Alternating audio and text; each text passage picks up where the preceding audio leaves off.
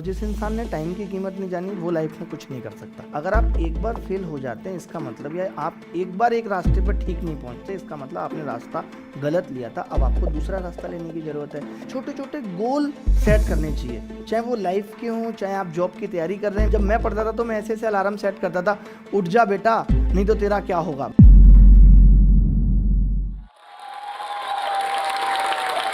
मैं अभिनय आप सबको गवर्नमेंट जॉब की तैयारी कैसे करनी है उसकी गाइडलाइंस बताने आया हूँ। कैसे क्या क्या परेशानियाँ उसमें आती हैं और कैसे उनसे निकलना है। जब गवर्नमेंट जॉब की तैयारी कर रहे होते हैं तो हमें कुछ पता ही नहीं होता कि यार मेरा एम क्या है। तो सबसे पहले तो आप अपना टारगेट सेट कीजिए। अगर आप यूपीएससी की तैयारी कर रहे हैं तो आप यूपीएससी का टारगेट सेट कीजिए, फिर किसी और एग्ज़ाम की तरफ मत जाइए। वैसे मेरा मानना आज की डेट में ये है कि अगर बच्चा इंजीनियर है, उसको मैथ्स इंग्लिश ठीक तरीके से आती है, तो वो एसएससी के थ्रू भी यूपीएससी पे चढ़ सकता है।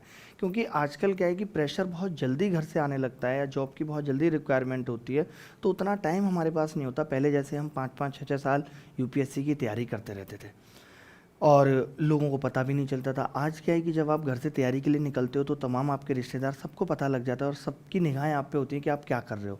तो उस केस में क्या होता है कि आपके ऊपर प्रेशर बनता चला जाता है। आजकल सोशल मीडिया भी इतनी सक्रिय है, तो मुझे ऐसा लगता है कि एक तो आपको सोशल मीडिया से बहुत बचना है। जब आप जॉब की तैयारी कर रहे हो, जब आप सफलता की तरफ बढ़ रहे हो, तब आपको फंक्शन पार्टियाँ बहुत कम अटेंड करनी है, क्योंकि ये चीज़ आपको डिमोटिवेटेड करेंगी। जब आप किसी पार्टी फंक्शन में जाएंगे तो आपके रिश्तेदार आपसे क्वेश्चन पूछेंगे कि भाई आप क्या कर रहे हो, फिर आपको जवाब देना मुश्किल हो जाता है और वो चीज़ आपको 2 या 4 दिन तक परेशान करती रहती है। तो जब आप सफलता नहीं मिली है आपको, उस दौर में आप हो, तो आपको कम से कम लोगों से इंटरेक्ट होना है, कम से कम लोगों से मिलना है। इसीलिए मैं ये भी कहता हूँ कि यार दोस्ती भी कम लोगों से करनी है, क्योंकि ये चीज़ टाइम किल करती है। अगर मैंने अपनी लाइफ में कुछ भी अचीव किया है, मैंने भी 5 बार गवर्नमेंट जॉब ली है, तो कुछ भी अचीव किया है तो मैंने दोस्ती बहुत कम की है, बहुत लिमिटेड की है, क्योंकि मुझे टाइम ख़राब करना एकदम पसंद नहीं था। एक चीज़ जो मुझे अपने बारे में लगती है कि सबसे ज़्यादा पॉजिटिव है वो यही है कि मैंने कभी टाइम ख़राब नहीं किया, टाइम किल नहीं किया कि भाई मैं दोस्तों के साथ जा रहा हूँ, चलो यार चाय कॉफ़ी पीने चल रहे हैं, चलो यार ऐसे टाइम पास करने चल रहे हैं। क्योंकि आप उस वक्त, आपका टाइम बहुत कीमती है और जिस इंसान ने टाइम की कीमत नहीं जानी वो लाइफ में कुछ नहीं कर सकता। ठीक है, तो ये मेन बात है।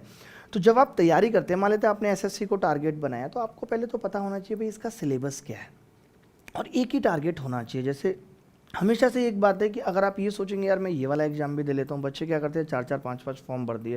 देखो हर एग्जाम का एक अपना अलग पैटर्न है, अलग सिलेबस है। अगर आप एसएससी की तैयारी कर रहे हो, यूपीएससी की कर रहे हो, तो दोनों अलग अलग हैं। बल्कि आप यूपीएससी और स्टेट पीसीएस की कर रहे हो तो वो भी अलग अलग है। हर एग्जाम का अपना अलग पैटर्न है। तो आप 2-2 या 3 दिन एग्जाम की तैयारी एक साथ नहीं कर सकते, आपको एक एक करके चढ़ना पड़ेगा। कि भाई आप अगर एसएससी निकाल देते हैं, अब जिन बच्चों का मैथ्स इंग्लिश बिल्कुल ही बेस वीक है तो वो ऐसा नहीं कर सकते, वो तो फिर डायरेक्ट यूपीएससी की तैयारी करेंगे। लेकिन जिनका भी अच्छा है, मैं उनको यही सलाह दूंगा कि पहले आप एसएससी क्रैक करिए, एक जॉब लीजिए, फिर खुद अपने लेवल पे आप तैयारी करिए। अपने दम पे तैयारी करेंगे तो कोई अफसोस भी नहीं होता और लोगों को ये भी नहीं पता लगता आप तैयारी कर रहे हैं, और सफलता मिल भी जाती है। क्योंकि प्रेशर में हम उतना अच्छा परफॉर्म नहीं कर पाते जितना विदाउट प्रेशर कर लेते हैं कि भाई हमें ही पता है सिर्फ कि मैं यूपीएससी की तैयारी कर रहा हूँ। तो सबसे पहले तो सिलेबस जाने कि सिलेबस क्या है। उसके बाद किताबें हमें इकट्ठी करने का बहुत शौक होता है, हम बहुत सारी किताबें ले आते हैं। किसी ने बोला यार ये किताब भी ले ली। हमें किसी एक टीचर को फॉलो करना चाहिए, ये नहीं कि मैं इस टीचर की भी वीडियो देख रहा हूँ, इस टीचर की भी देख रहा हूँ। तो इससे क्या होता है ना कि हर टीचर का अपना पढ़ाने का तरीका अलग अलग है, तो इससे कंसेप्ट मिसकन्फ्यूजन बहुत होती है कि भाई आप ये तरीके से सवाल कर रहे थे, अब ये तरीके से सवाल कर रहे हैं, तो मतलब बहुत मुश्किल सा हो जाता है। तो मेरा मानना है कि भाई आप किताबें भी बहुत सेलेक्टेड पढ़िए। आपको लगता है, क्योंकि ये आप डिसाइड करेंगे, कोई आपकी स्ट्रेटेजी नहीं बना सकता। जैसे आप हमेशा कहते हैं कि आप अपनी स्ट्रेटेजी बताइए, कुछ लोग होते हैं कि इस साल फेल हो गए, अगले साल फिर फेल हो गए, क्योंकि वो उसी स्ट्रेटेजी पे काम कर रहे हैं। अगर आप एक बार फेल हो जाते हैं इसका मतलब, या आप एक बार एक रास्ते पर ठीक नहीं पहुँचते इसका मतलब आपने रास्ता गलत लिया था। अब आपको दूसरा रास्ता लेने की ज़रूरत है। लेकिन हम फिर भी उसी रास्ते पे और आगे बढ़ते रहते हैं और आगे बढ़ते रहते हैं, बाद में यू टर्न करके वापस आना भी मुश्किल होता है। जैसे मैंने एक बार एग्जाम क्रैक कर लिया, मैं बार बार उसी रास्ते पे चलूँ तो ठीक है, क्योंकि मुझे पता है कि भाई उस मंजिल पे पहुंचने का रास्ता क्या है, और उसको आप इंजॉय करके पढ़िए। अगर आप ये सोचेंगे यार बस एक साल तैयारी में मैं किसी भी तरीके से वक्त निकाल देता हूँ, उसके बाद तो फिर मजे ही मजे हैं, ऐसा नहीं है। फिर जब आपको सफलता नहीं मिलती तो बहुत अफसोस आपको रह जाता है, यार मैंने इतना टाइम भी खराब किया। तो बहुत बिना प्रेशर लिए आपको तैयारी करनी है, कि कोई प्रेशर नहीं लेना, आपको अपनी लाइफ भी इंजॉय करनी है, इसमें भी कुछ गलत नहीं है। और आपको पढ़ाई के लिए भी टाइम निकालना है। छोटे छोटे गोल सेट करने चाहिए, चाहे वो लाइफ के हों, चाहे आप जॉब की तैयारी कर रहे हैं। मेरा ऐसा मानना है, हम टाइम टेबल बना देते हैं, स्ट्रिक्ट टाइम टेबल, 1 महीने का टाइम टेबल बना दिया, मैं सुबह 7 बजे जगूंगा, 7 से 8 नहाना, मतलब इस तरीके के बेकार टाइम टेबल ना बनाएं। अगर आपको टाइम टेबल बनाना है, मान लेते हैं आप 8 बजे उठ गए, तो आपको कल का टाइम टेबल नहीं बनाना, आपको आज का टाइम टेबल बनाना है कि मैं आप 8 बजे जग गया हूँ, 9 बजे तक मैं रेडी हो जाऊँगा और 9 से लेकर के मेरे पास शाम तक 6 बजे का वक्त है, तो मैं 6 बजे तक क्या क्या पढ़ सकता हूँ। और पढ़ने का मतलब सिर्फ ये नहीं होता कि आपने पढ़ दिया और रख दिया। जैसे जब हम किसी मैप को स्टडी कर रहे होते हैं तो उतने अच्छे से नहीं जान पाते, जितना हम उसे इम्प्लीमेंट करते हैं, जब वहाँ घूमते हैं, जाते हैं, तब ज़्यादा अच्छे से समझ पाते हैं।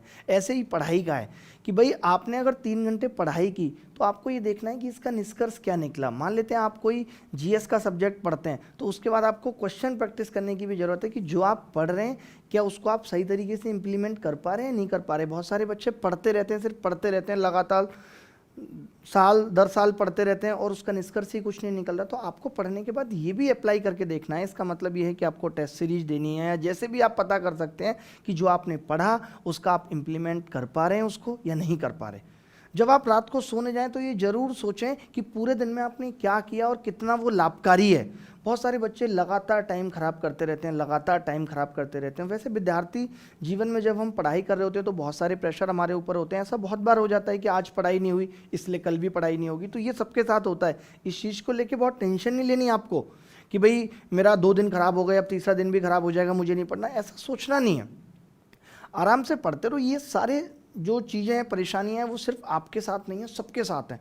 बहुत सारे बच्चों के एक्सक्यूज, मैं गांव से आया हूँ इसलिए मेरी इंग्लिश ठीक नहीं। अरे कोई बात नहीं, मैं भी गांव से था, मैंने भी इंग्लिश को जितनी ज़रूरत थी, क्योंकि आपको अपनी स्ट्रेंथ जाननी है। आपको लगता है कि मेरी मैथ्स स्ट्रेंथ है कि भाई मैं मैथ्स में बहुत अच्छा कर सकता हूँ, तो आपको उसको ही आगे बढ़ाना है। बाकी सब में अगर आप एवरेज भी रहेंगे, जैसे मेरा मैथ्स बहुत अच्छा था तो मैंने मैथ्स के दम पे ही एग्जाम निकाल दिए, बाकी सब चीज़ें एवरेज थी। क्योंकि सारी चीज़ों में आप टॉप नहीं कर सकते। अगर आप ये सोचते हैं कि भगवान ने मेरे को मैथ्स अच्छा दिया, इंग्लिश क्यों नहीं दी, तो सबको सब कुछ नहीं मिलता। कहते हैं ना कि भगवान का स्क्रीन प्ले भी बड़ा अजीब है, हर किसी को मुकम्मल जहाँ नहीं मिलता। जो आप चाहेंगे वो सब कुछ आपको नहीं मिलेगा। समझ रहे बात को?